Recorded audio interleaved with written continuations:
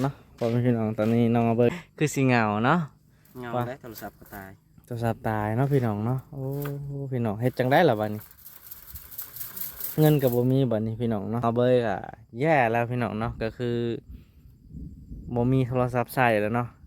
ก็บ่ฮู้สิเฮ็ดจังไดพี่น้องเนาะ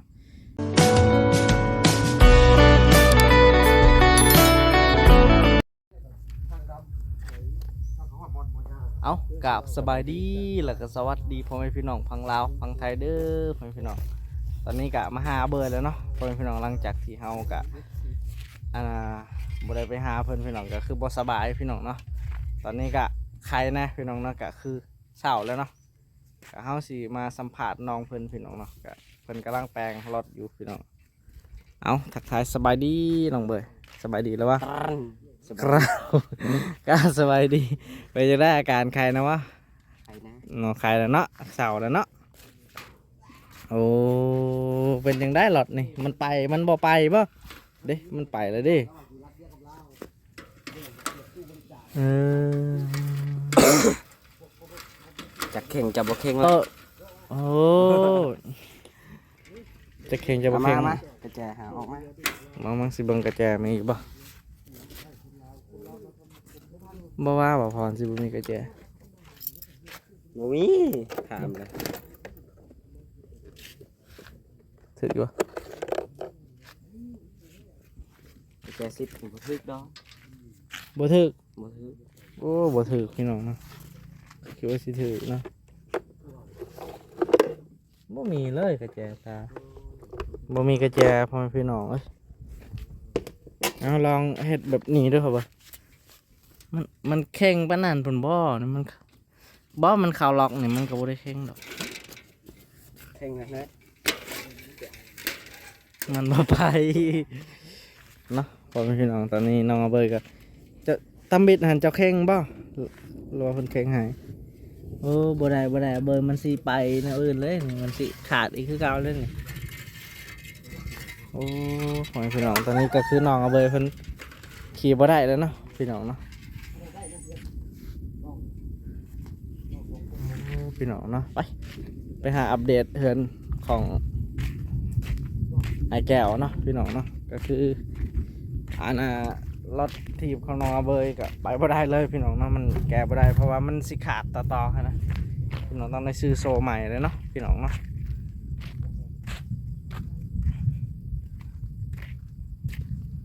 โอ้ใหม่กันใหม่ยังคือบ่แตกเนาะพี่น้องบ่ได้เนาะเบยเนาะโอ้ใหม่ไพ่นี่อาเบยโอ้ขัดเนาะไม่ยังไม่แดงเพราะว่าแดงขึงอยู่เนาะ ไม่จิกไม่หั่งนี่แหละ โอ้ดูใช้โทรศัพท์โต ไปปะเอาไว้นะ เอ้าปะอยู่ใช้ระบาดนี่ ไปปะเอาไว้อยู่ลาดไว้ โอ้เป็นยังระบาดนี่เอ้า หน้าจอมันช็อต โอ้หน้าจอมันซอฟพ่อพี่น้องเนาะก็คือติดต่อใครไม่ได้แล้วบัดนี้ บ่ได้ โอ้พี่น้องเนาะก็คือ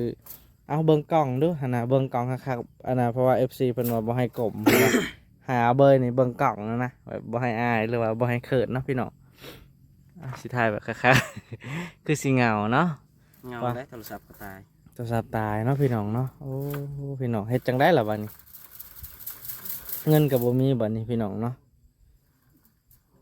แต่ว่าเพิ่นว่าแปลงได้ แต่งได้ แต่ว่ามีเงินยามได้เนี่ยมาจ่ายเพิ่น อืม โอ้พี่น้องแย่แล้วบัดนี้พี่น้องเนาะก็ จ่าย คือย ามได้เอาเมื่อยามนะ โอ้ เราบ่ได้จ่ายเราบ่ได้เอาเมื่อ โอ้เพราะว่ามันช็อตเนาะมันก็โทรศัพท์เฮามันก็แบบว่ารุ่นธรรมดามันก็แบบนั้นแหละหน้าจอมันก็สิช็อตเด้อเด้ ไว้แต่ฮอนมันช็อตเลย แม่นคือโทรศัพท์เฮาตอนนั้นก็แบบนี้แหละรุ่นนี้แหละ คันเฮาบ่ถ่ายคลิปมันบ่ช็อต แม่นมันช็อตแบบนามันฮ้อนแล้วเฮาใส่น่ะมันช็อตเลยพี่น้องเนาะโอ้ดูเฮ็ดจังได๋ล่ะบัดนี้พ่อแม่พี่น้องเนาะน้องเอาเบยแบบบ่มีโทรศัพท์สิใช้แล้วบัดนี้เนาะ ยาม เอาเป็นจังได้แบบบางทีกับ FC เขาแบบอยากติดต่อหาหั้นนะมันติดต่อบ่ได้แล้วบัดนี้เนาะ ติดต่อบ่ได้แล้ว โอ้พี่น้องเนาะเอาเบิ่งกล้องคักๆนี่เพราะว่า FC เพิ่นว่าอยากเบิ่งหน้าคักๆของน้องเอาเบยเพิ่นบ่ให้กลมหันนะแบบโอ้แบบตั้งใจคักๆกว่านี้ เดาะแย่แล้วเนาะพี่น้องเนาะตอนนี้น้องอาเบยก็แย่แล้วพี่น้องเนาะก็คือบ่มีโทรศัพท์ใช้แล้วเนาะก็บ่ฮู้สิเฮ็ดจังไดพี่น้องเนาะทางเฮาก็ บ่มีก็อยู่ได้ยามแต่ FC สิโทรหา เนาะโอ้บางทีก็ไม่ห้องไม่ฮักเนาะเพิ่นก็อยากติดต่อแล้วก็ติดต่อบ่ได้บัดนี้ ต่อบ่ได้เลย สิเฮ็ดจังไดล่ะบัดนี้เอ้าพี่น้องก็คือทางอนาโทรศัพท์ทางน้องเพิ่นก็แบบว่าหน้าจอแบบมันช็อตหั้นนะมันคือว่าหั่นละหน้าจอตัวใหม่เนาะมันก็เขาใช้แบบธรรมดาเนาะคิดว่าทำเอาว่าเพราะว่าเขาเปลี่ยนใหม่แล้วมันก็บ่ทนพี่น้องเนาะราคา 2-3 แสนต้องแบบว่าราคาเป็นล้านๆขึ้นไปแล้วนะมันยังใช้ดีแล้วก็ใช้ทนโอ้อันนี้ก็ของไอ้แก้วมาเหลือตัวนี้ตะนางโอ้พี่น้องก็เบิ่งน้องเอาไว้เพิ่นก็คือสิไข่แน่ละเป็นไข่เนาะเฮามื้อนั้นไปส่งเจ้ามื้อน่ะฮะหลังจากเฮาเมื่อแล้วก็นอนรู้สึกโอ้เจ็บคอเจ็บกระต้นกระโตตัวเองก็คิดว่าบ่ได้เฮ็ดหยังนะคือบ่เจ็บอะไรหรอกเพราะว่ามันเป็นพยาธิเนาะโควิดเขาเอิ้นว่าว่าเจ็บคอเฮาก็พยายามต้มน้ำร้อนแล้วก็กินน้ำร้อนพี่น้องก็รู้สึกเพิ่นก็น้องเพิ่นก็คือสิเหงาๆพี่น้องเนาะก็บ่มีโทรศัพท์แต่ว่าน้องเพิ่นก็ว่า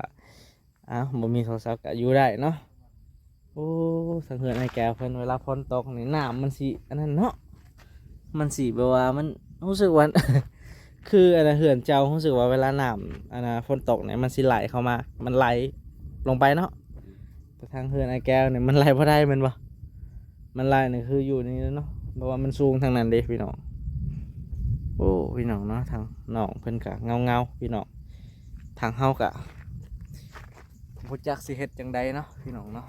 ทางน้องอาเบยกะบ่มีโทรศัพท์ใช้แล้วพี่น้องเนาะกะตอนนี้น้องเพิ่นกะปล่อยปะอยู่ฮานเพิ่นเนาะพี่น้องเนาะให้เพิ่นแปลงให้หลังจากเพิ่นแปลงแล้วล่ะค่ะเฮามีเงินยามใดเฮาจังค่อยมาใช้เพิ่นเนาะใช่แล้วก็เอาโทรศัพท์มาใช้พี่น้องเนาะมันอันนั้นเนาะพี่น้องโอ้พี่น้องเนาะกะสิเฮ็ดจังได้ล่ะทางเฮากะบ่มีเงินพี่น้องเนาะแล้วว่าอันน่ะยันว่า FC เพิ่นอยากให้อันน่ะอันน้องเอาเบยกะให้ได้พี่น้องเนาะหรือว่าให้เบาบัวเป็นสะพานบุญก็ได้พี่น้องเนาะกะทางเฮาก็คือบ่มีเงินคือกันพี่น้องหลังจากที่หยุดไป 2-3 มื้อบ่ได้ไปอัปเดตน้องเพิ่นกะตัดผมก็บ่ได้ตัดเลยพี่น้องก็คือแบบว่าบ่มีหยังเลยพี่น้องบ่มีรายดอกรายได้คือเพิ่นพี่น้องเนาะก็สิประมาณนี้พี่น้องโอ้ไอ้แก้วเพิ่นคือว่าเงียบๆเนาะจักบ่ฮู้ว่าเพิ่นไปไสเนาะเพิ่นไปตลาดวะ ไปตลาดไปนำลูกนำ โดยไปนำลูกเนาะเอาเลยเพิ่นเฮ็ดตะนางเลยนี่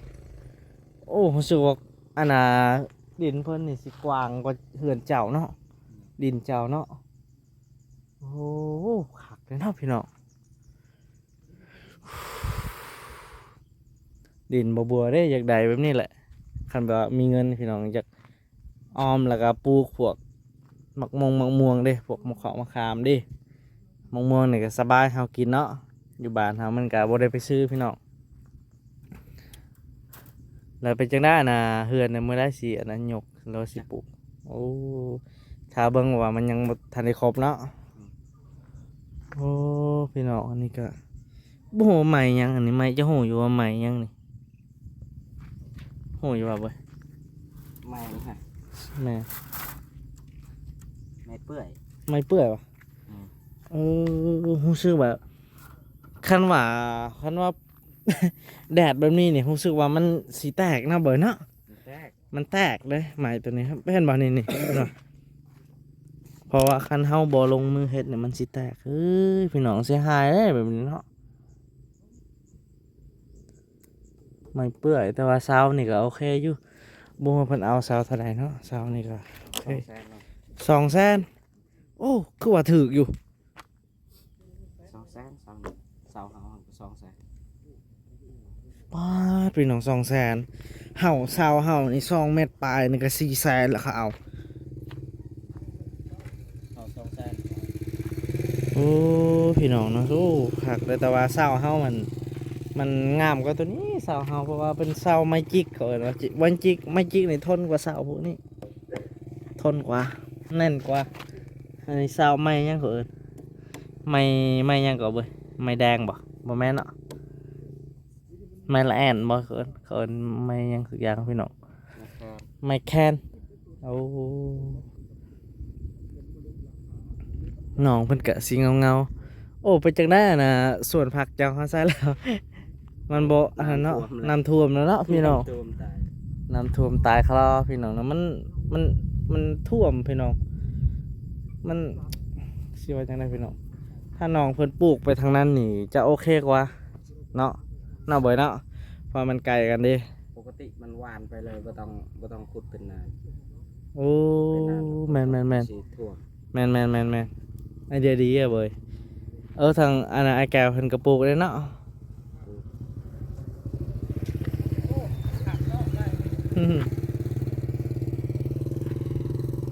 อะเบยกับสีเงาๆพ่อแม่พี่น้องเนาะเฮ็ดจังได๋ล่ะวันนี้อะเบยเฮาสิแก้ไขจังได๋พี่น้องเนาะหรือว่าอันน่ะแบบว่า FC เพิ่นอยากคันว่าเพิ่นอยากอันน่ะซอยเอาเบยนี่เอาอยู่บ่เบย เอา เอาเนาะบ่มีโทรศัพท์ใช้เนาะเพราะว่าคือเฮาก็ติดต่อทางน้องเพิ่นก็ติดต่อบ่ได้บัดนี้ บ่ได้ บ่ได้เลยเพราะว่าโทรศัพท์เพิ่น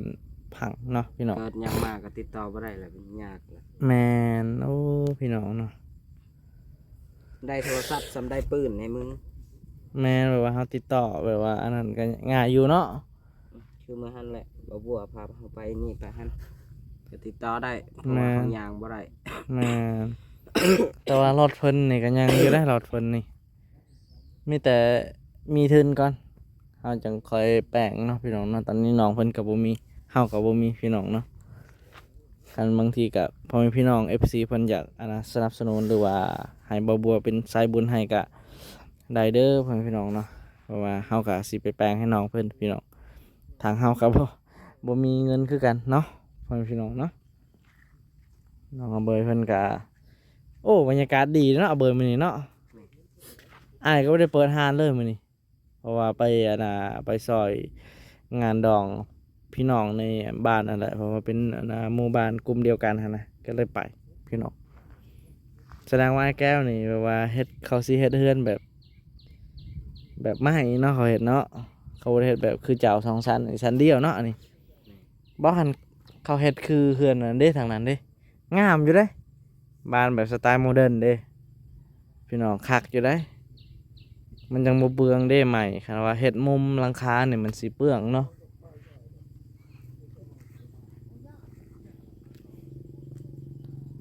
ปาดพี่น้องเนาะบรรยากาศทางหาดเฮือนบ่แม่นหาดเฮือนน้องอาเบยก็ดีพ่อพี่น้องเนาะมื้อนี้ก็บ่ฮู้ว่าสิพาน้องอาเบยเฮ็ดหยังพี่น้องก็เห็น FC ว่าอาเบยมีแต่ก้มหน้าก็ไปถ่ายหาอาเบยบ่ให้ก้มหน้าบัดนี้เนาะเบยนะ